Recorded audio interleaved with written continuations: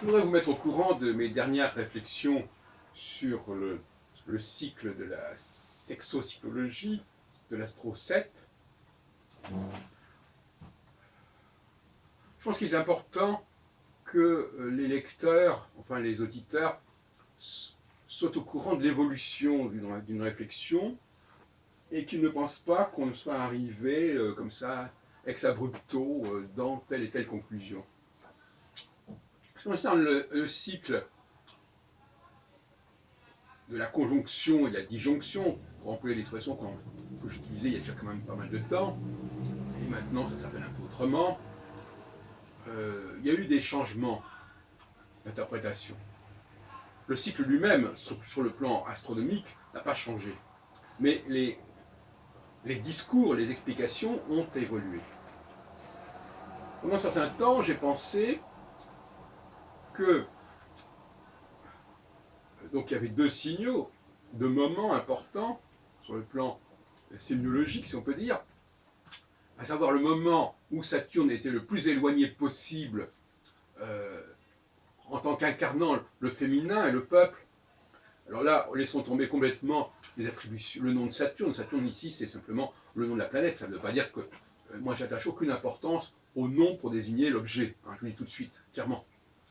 On ne vienne pas me dire, ah, c'est qui, on a là. Non, c'est un nom, on l'appelle comme ça, point final. Maintenant, qu'est-ce qu'on y met, c'est un autre sujet.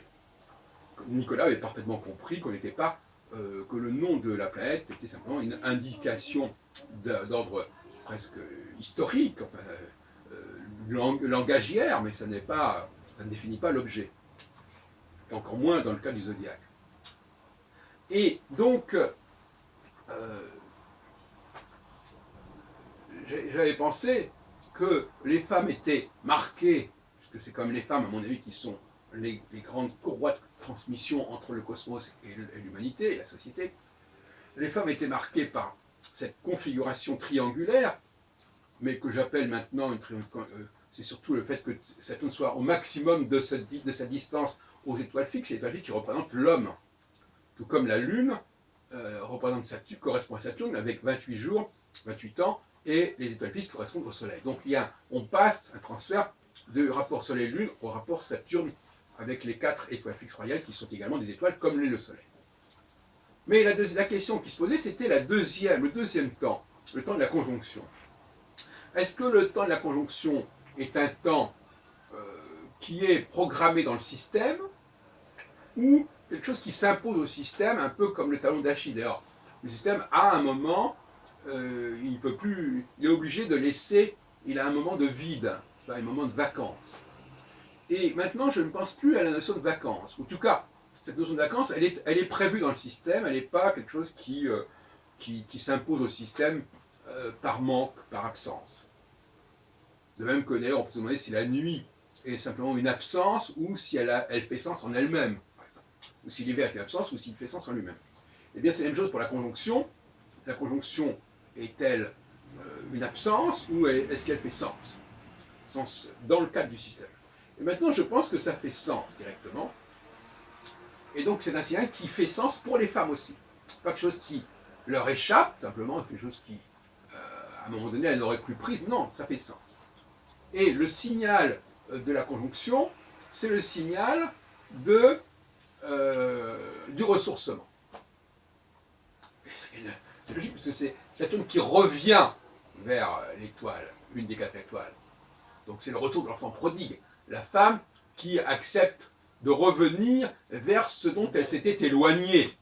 Et l'éloignement maximum, c'était effectivement lorsque Saturne était au mi-point entre deux étoiles fixes royales. C'est à ce moment-là qu'il est le plus éloigné possible des étoiles fixes royales. Donc là, c'est autre chose. Là, il s'agit d'une façon de vouloir se faire pardonner, en quelque sorte, de revenir à récipiscence. C'est le retour de l'enfant prodigue. Voilà, elle a brûlé en phase de triangulation, en phase d'éloignement, elle a brûlé ce qu'elle a adoré, elle a nié qu'elle avait encore besoin de l'homme. Fontaine, je ne boirai plus de ton eau, bah oui, bah si, finalement si. Et en phase de conjonction, elle revient vers ce besoin de l'homme, elle revient vers cette soumission, ce joug de l'homme, et c'est pour ça que le système continue indéfiniment à fonctionner malgré les discours un petit peu fanfaronnades, les fanfaronnades tartaronesques des femmes qui disent bon, ben, les hommes, voilà, c'est du passé, voyons l'avenir. Et l'avenir, il n'y a plus besoin des hommes, puisque de toute façon, ils nous ont apporté déjà beaucoup de choses à tous les niveaux, on peut fonctionner là-dessus. Et maintenant, de toute façon, le temps de la création, le temps de l'innovation est passé et tout le monde est à la même enseigne.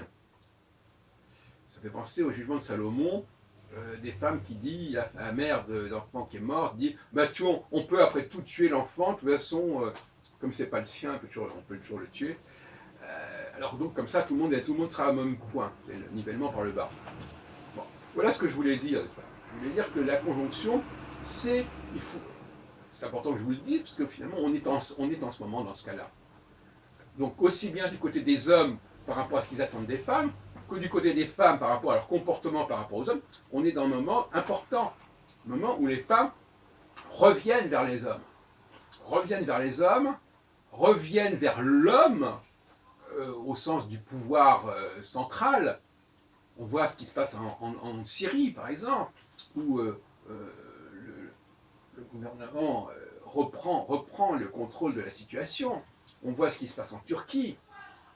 Et en France, on voit qu'il y a une volonté de reprendre les choses en main aussi, ne serait-ce que du point de vue de l'opposition, enfin, après l'attentionnisme. Donc finalement, voyez-vous, on est dans un temps où on attend des gens qui ont des couilles en quelque sorte, qui ont une capacité à prendre les choses en main, à prendre des décisions importantes et à ne pas se laisser entraîner dans une sorte de démagogie du type Brexit où on laisse le peuple donner son avis par un vote complètement irresponsable. Parce que le vote, qu'est-ce que c'est?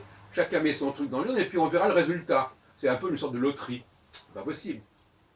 Entre gens sérieux, on regarde qui pense ceci ou qui pense cela et on voit les répercussions, on négocie, on n'est pas en train de jouer à la roulette. On sait que les Anglais sont très joueurs, ben, on le voit. Hein. Bon, alors ils assument leurs conséquences, d'après Madame Theresa May, très bien. Mais c'est du jeu, c'est du pari, n'importe quoi. Mais après tout, pourquoi pas, ça met du sel dans la vie. Bon, alors donc, voilà. Donc je vous demande de faire attention à cela, parce que ce sont des moments qui ne sont pas très longs. Ce ne sont pas des phases qui vont durer jusqu'à la prochaine rencontre. Non, ce sont des énergies, même qu'une maison ne doit pas être interprétée entre la cuspide 1 et la cuspide suivante, mais autour de cette cuspide. Hein. Et entre deux cuspides, eh ben, il y a une sorte de no man's land. Ben, voilà. Moi, je suis pour le no man's land. Donc, il y a des moments forts qui sont ponctuels. On ne peut pas dire combien de temps ils peuvent durer, mais ils durent quelques mois. Hein. Parce que si l'astrologie entre dans le système des phases, c'est trop vague, voyez-vous, c'est trop long. Et puis ça ne veut rien dire, parce qu'une phase ne continue pas jusqu'à la phase suivante. Ces astrologues qui nous disent ah oui, la planète est à 29 degrés, je ne sais pas quoi, donc on est encore dans tel signe. C'est n'importe quoi, c'est de la foutaise. Donc, effectivement, il y a des moments, quand on se rapproche d'un point d'énergie, voilà, il y a le point d'énergie. C'est pas au dernier moment, au passage du point d'énergie, ça peut déjà très bien se former avant ce moment-là. Je dis, il faut tenir quand même compte des rétrogradations, ça c'est évident. Parce que c'est quand même, la rétrogradation de Saturne est très importante. Je rappelle que la Lune n'a pas de rétrogradation. Et donc, il faut être vigilant actuellement au niveau des clients, au niveau de la vie politique, et comprendre que là, le peuple va se soumettre, et va être soumis. Hein, il va être soumis à des hommes providentiels, à des hommes forts, à des gens qui ont une autorité qui est liée à leur propre histoire, un peu comme un De Gaulle, qui n'est pas uniquement liée à une élection, ceci ou cela. Hein, par quoi je suis passé, etc. Bon, passons. Voilà ce que je voulais vous dire. Donc la conjonction, c'est le retour de Saturne vers l'étoile fixe, et donc c'est un retour. Un retour des femmes vers les hommes. Un retour du peuple vers les chefs.